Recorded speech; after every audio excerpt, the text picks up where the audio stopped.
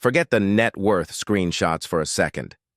In K-pop, the richest singers aren't always the ones with the loudest comebacks or the most trending fan cams.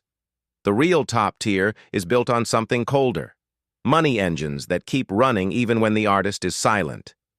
Today's top 3 richest K-pop singers, and the 3 most financially dangerous playstyles, are G-Dragon, PSY, and IU, Lee Ji-eun. But this isn't a ranking video, it's a blueprint video. Because these 3 didn't get rich the same way, and that's what makes the comparison addictive. G-Dragon is the catalog plus aura model, the kind of artist whose name is a luxury signal, and whose creative fingerprints can keep paying long after the stage lights go off. PSY is the one-moment, permanent leverage model, a global shockwave that didn't just go viral, it became a business advantage that still echoes years later. IU is the all-terrain empire model, music, acting, endorsements, and public trust stacked so cleanly that her brand value behaves like a stable asset. So the real question isn't who has the biggest number. It's who built the smartest system to print money in K-entertainment. Let's open the first file. The name that K-pop treats like a crown, G-Dragon. G-Dragon's wealth story is the type that scares other artists, because it's built on something you can't fake: ownership of creativity.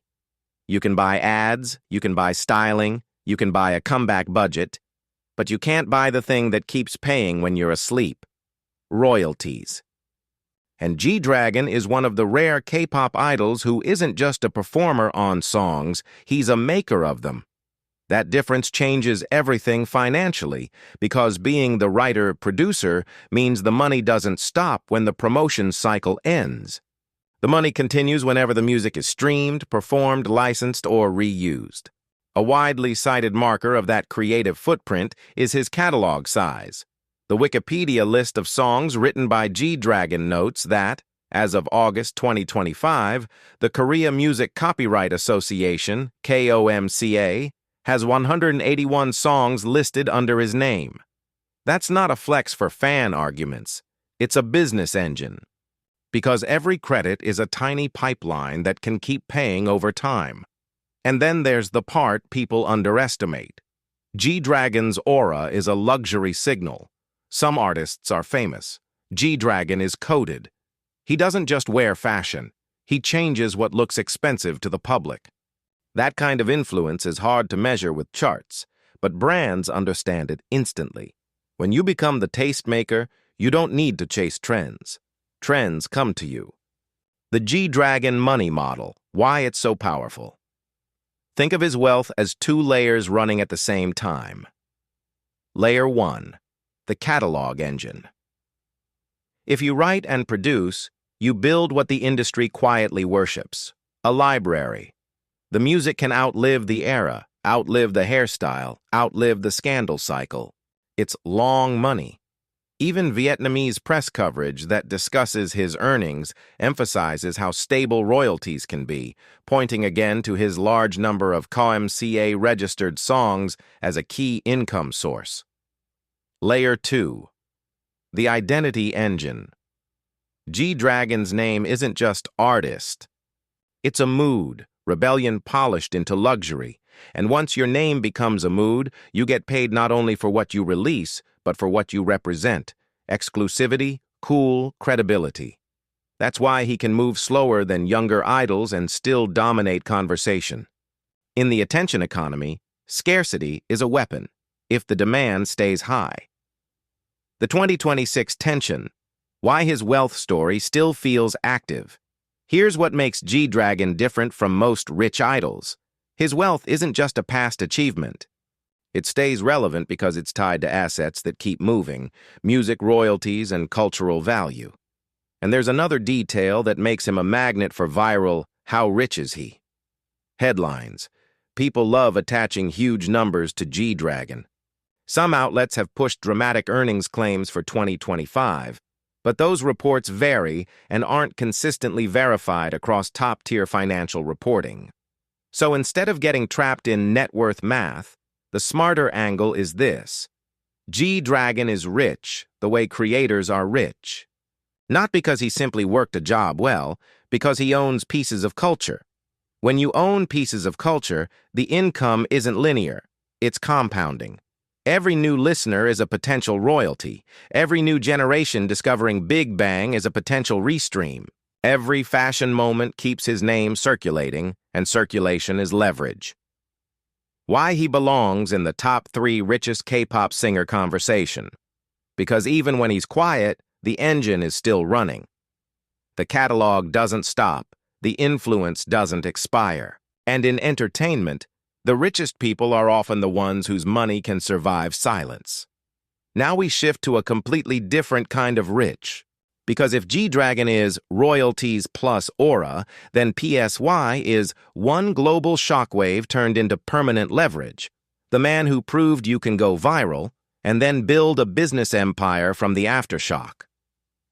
PSY's wealth story is the one most people misunderstand, because they think it starts and ends with one sentence. Gangnam Style made him rich. That's only half true. Gangnam Style made him impossible to ignore.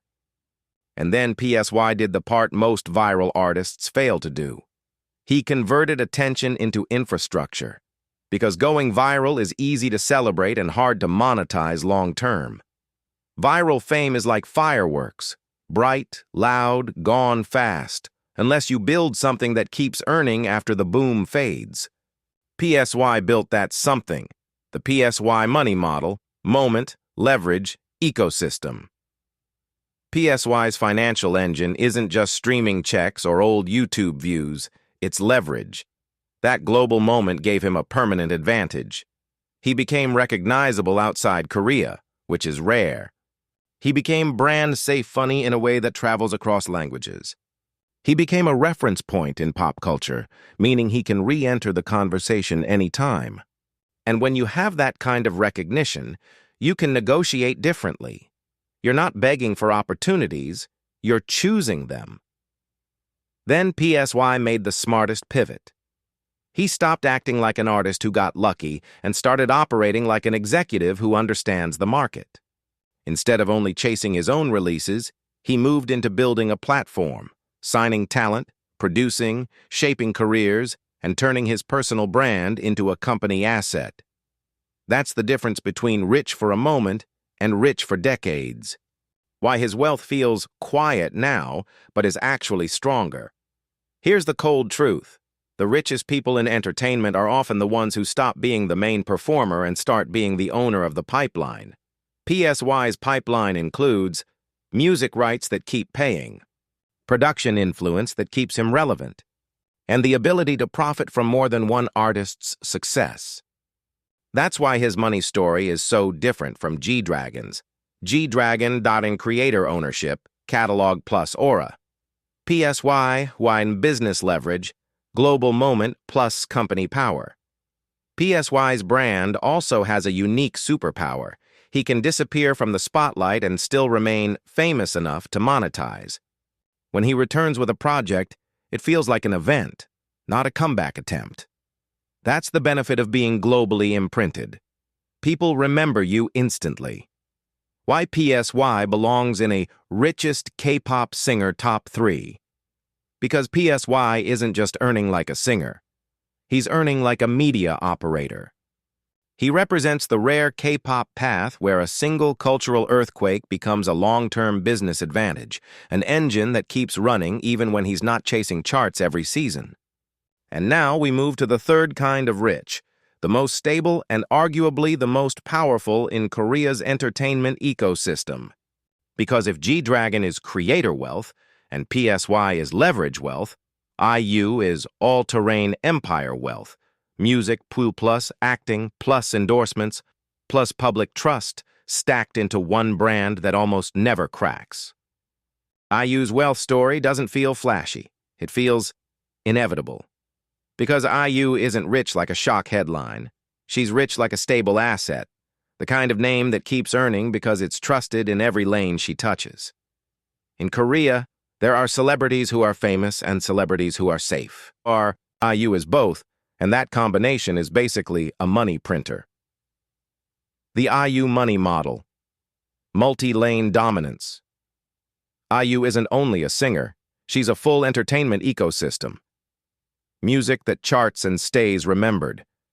Acting that upgrades her cultural status beyond idol fame. Endorsements that multiply because brands trust her image. Public goodwill that protects her long-term value. Most stars have one main income stream and a few side streams. IU has multiple main streams, and they reinforce each other. Acting brings new audiences to the music. Music keeps her emotionally attached to the public. Endorsements benefit from both. That's why IU's wealth is scary. It doesn't rely on one hit era. It relies on consistency across industries. Why IU is the cleanest kind of rich. Here's the key difference. IU's brand rarely triggers public fatigue. She's not a constant controversy magnet. She doesn't need shock to stay visible. She stays relevant because her projects feel quality and her image feels dependable. And in the Korean ad market, dependable is money. Brands don't just pay for popularity, they pay for risk reduction. When an endorser feels safe, companies can invest bigger and longer. IU benefits from that dynamic more than almost anyone, because her image has been managed like a long-term portfolio, not a chaotic spotlight. Why she belongs in this top 3? Because IU represents the richest type of entertainment career in Korea, the hybrid queen. Not only singer who acts, not only actress who sings, a full-spectrum star whose name can anchor charts and scripts and still stay loved. Now we're ready for the payoff because G-Dragon, PSY, and IU aren't just rich. They represent 3 money systems: catalog ownership, leverage infrastructure, and trust-based empire. Here's the truth that makes this top 3 so addictive. G-Dragon, PSY, and IU aren't rich for the same reason. They're rich because they built 3 different money systems, and those systems behave differently over time. G-Dragon Daksher catalog ownership plus cultural aura. His money engine is built on creative credits and identity. Having a large songwriting producing catalog, with Comkie credits frequently cited, Wikipedia notes 181 songs listed under his name as of Aug 2025, turns music into long money, royalties that can keep paying without constant releases. Add his fashion tastemaker aura, and you get a rare combo: income from music plus leverage from cultural influence. PSY, viral shockwave, business leverage. PSY's engine is conversion. He took global recognition and turned it into something that outlives trends: infrastructure. Not just streams, but long-term leverage, being recognized worldwide, being able to negotiate bigger, and operating like a platform that can profit from multiple projects and artists. His wealth story is the blueprint for turning one moment into a lifetime advantage. IU tracks all-terrain empire built on trust. IU's engine is stability through diversification. She dominates multiple lanes: music plus, acting plus, endorsements, while maintaining an image brands can rely on. That trust translates into repeat deals and long-term public support. Her wealth is scary because it doesn't depend on one era. It compounds across industries. So who's richest? If you mean pure creative ownership, G-Dragon's model is deadly. If you mean business leverage and ecosystem control, PSY's model is unstoppable. If you mean consistent empire wealth with low risk, IU's model is the most stable. And that's the verdict. This isn't a simple top 3 list. It's 3 different ways to print money in K-entertainment: ownership, leverage, and trust. So if you came here for a single who's richest number, here's the twist. The real flex isn't the number. It's the system that keeps producing it. G-Dragon built creator wealth, royalties, and cultural aura that can survive silence. PSY built leverage wealth. One global moment turned into long-term business advantage. IU built empire wealth. Music, acting, endorsements, and public trust stacked into a stable machine. Now I want your verdict. Which money system is the smartest in K-pop? Catalog ownership, G-Dragon, viral leverage, PSY, or trust-based empire, IU? Comment your pick and why. And if you want the next episode, should we do top 3 richest K-pop idols overall or top 3 K-pop companies that print money like factories?